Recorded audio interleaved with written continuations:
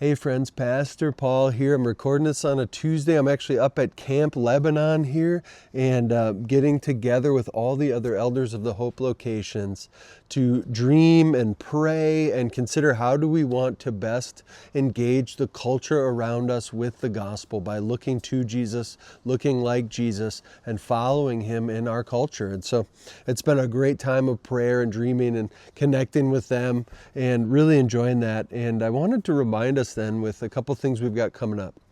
So in 2 weeks, we've got our next Together Sunday. And I just wanted to remind us because those Together Sundays can be hectic.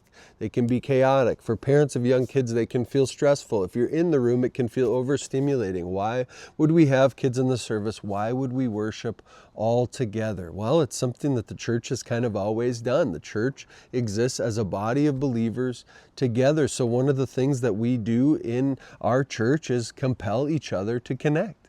And we'd find ways to gather together. But another reason I want to share, and I learned this stat this week, and I didn't verify it super deeply, but because it agrees with what I say. I didn't verify it super deeply, but it resonated with me. And I think maybe you'd feel that as well. That 83% of commitments to Christ, 83% of people committing their life, trusting in Christ, happens between ages 4 and 14. 83% of commitments to Christ happen between ages 4 and 14. So when we think, why would we do Together Sunday? Why would we endure the stress? Why would we navigate putting new elements into our service and experiencing a Sunday that is different from most of our other Sundays? Why would we do that? To help kids worship and see us worshiping together.